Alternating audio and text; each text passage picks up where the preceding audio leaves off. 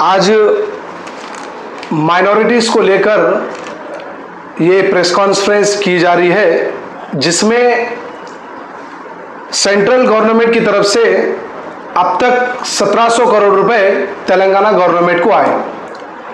लेकिन पिछले कई सालों से माइनॉरिटीज के नाम पर सेंट्रल से तो पैसा आ रहा, लेकिन स्टेट को जो पैसा आ रहा वो माइनॉरिटीज की तरफ नहीं आ रहा। आज मेरा सवाल, जो तेलंगाना की सरकार 2 लाख रुपए स्कीम के नाम पर तेलंगाना में रिलीज करने का काम कर रही है, मैं तेलंगाना की सरकार से पूछना चाहता हूं कि अब तक 2 दिन में 80,000 से ज्यादा एप्लीकेशंस माइनॉरिटी के नाम से आए। पिछले 4-5 दिन से लगभग 1.5 लाख एप्लीकेशंस आए, लेकिन वो 1.5 लाख एप्लीकेशंस आए, उसमें एक एप्लीकेशंस को 350 रुपीज ले रहे, और दूसरे कई भी फॉर्म्स हैं उसको तमाम पैसों को भरकर 500 से 1000 रुपए वहां पर एप्लीकेशंस को दिया जा रहा है।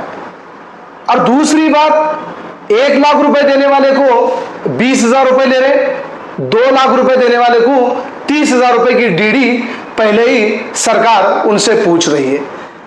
मेरा सीधा सीधा सवाल यही है कि ये जो पैसे जनता को आना चाहिए सेंट्रल की तरफ से, अगर central government Bharatiya Janata party को, ये हमारी भी डिमांड है, सीधे सीधे जिस तरह से कोरोना के टाइम पे ये जो पैसा 1500 रुपए के हिसाब से गवर्नमेंट जनता के बीच में डाल रही थी, उसी तरह से ये पैसा अगर माइनॉरिटीज हो या आम जनता के बीच में अगर ये पैसा आएगा तो सीधे सीधे जनता के बीच में पैसा आएगा। लेकिन ऐसा अब तक होने वाला नहीं है। हम देख सकते हैं कि पूरे तेलंगाना में 33 डिस्ट्रिक्ट्स हैं। 33 डिस्ट्रिक्ट में हमारे ग्रेटर हैदराबाद में 21 एमएलए है। अगर 21 एमएलए के माध्यम से अगर हम देखेंगे, एक असेंबली में 1500 लोगों को पैसा देने की बात कर रहे, लेकिन अगर हम ऐसा देखेंगे तो जनवरी तक 1.5 लाख एप्लीकेशंस पूरे आएंगे।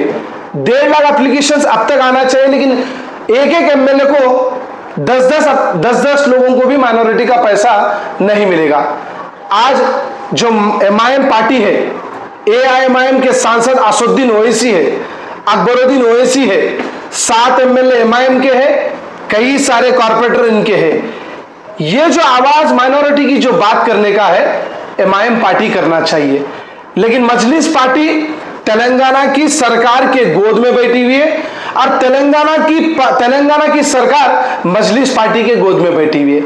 दोनों सवाल जवाब नहीं कर रहे, लेकिन माइनॉरिटी का जो ये पैसा है कहां जा रहा, आज भारतीय जनता पार्टी इनसे पूछने वाली है। वैसे तो हर सेंट्रल गवर्नमेंट की स्कीम डायरेक्ट जनता के बीच में जाना, ये सेंट्रल गवर्नमेंट का हिस्सा है, लेकिन हम देख सकते हैं कि आयुष्मान भारत जो कि 5 लाख रुपए का स्कीम है, किसी भी परिवार को किसी भी तरीके का दिक्कत होती है तो वो सीधे सीधे 5 लाख रुपए आम इंसान को मिलते हैं। लेकिन तेलंगाना की सरकार ऐसे स्कीम्स को भी तेलंगाना में आने से रोक रही थी। बंगाल में भी इसी तरह से हुआ।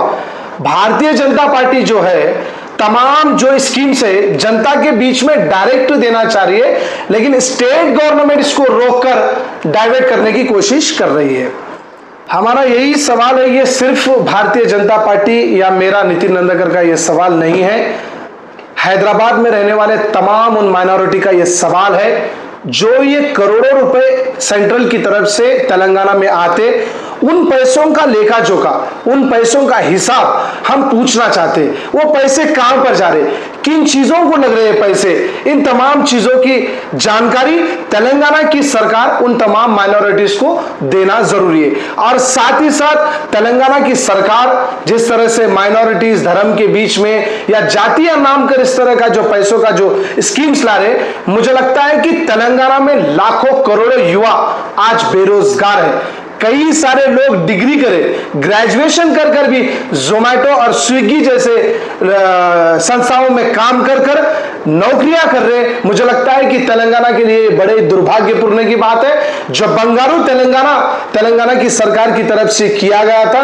और जो मजलिस पार्टी जो सवाल उठाती है कि हम माइनॉरिटीज का काम करेंगे, मुझे लगता है कि माइनॉरिटीज के लिए सिर्फ मजलिस पार्टी इलेक्शन के टाइम ही काम आती है, उसके बावजूद उनको हक की आवाज के लिए कभी बात करने के लिए तैयार नहीं है। देखिए, जैसे जैसे इलेक्शन नजदीक आते रहते वैसे वैसे तेलंगाना की सरकार स्कीम्स लाती है। हम देख सकते हैं कि दलित बंधु हो या और ऐसे कई सारे स्कीम्स है। आज हम देख सकते हैं हुजूराबाद का इलेक्शन, हुजूराबाद में मुनगुड़ में इलेक्शन के टाइम पे हजारों वादे तेलंगाना की सरकार की तरफ से की गई। उन तमाम वादों का क्या हुआ, उन तमाम बातों का क्या हुआ जो उन्होंने वादे किए, अब तक हुजूराबाद में या मुनगुड़ में जाकर उन्होंने किए। मुनगुड़ के इलेक्शन के टाइम पे तमाम एमएलए मिनिस्टर वहां पर जाके इलेक्शन के दौरान उन वादे किए, लेकिन आज जहां का वहां जैसे का वैसा है। आज कोई मुनगुड़ की बात नहीं कर रहा, टीआरएस का एमएलए बात नहीं कर रहा, मिनिस्टर ने बात कर रहा, इवन तेलंगाना के मुख्यमंत्री भी बात नहीं कर रहे। मुझे लगता है कि इलेक्शन जब जब नजदीक आता है तभी इन वादों को बात किया जाता है, ये स्कीम्स लाई जाती है। जैसे इलेक्शन खत्म वैसे ही जहां का वहां पूरा खत्म हो जाता है। मुझे लगता है कि पहले तो बीआरएस टीआरएस नाम समझ में नहीं आ रहा, कहां की पार्टी है, किस तरह की पार्टी है। अगर टीआरएस या बीआरएस पार्टी तेलंगाना में ही मजबूती से अगर काम करेगी, तेलंगाना की जनता की सेवा करेगी, एक तरफा नहीं देखकर जाति और भेदभाव के ऊपर काम नहीं करेंगी, तो देश में जाके काम करने का मौका मिलेगा। मुझे लगता है तेलंगाना को ही पूरी तरह से टीआरएस बीआरएस पार्टी अभी तक नहीं समझी, वो देश भर में जाकर क्या राजनीति करेंगी, ये सवाल तेलंगाना की जनता वहां पर तेलंगाना के मुख्यमंत्री से पूछेगी।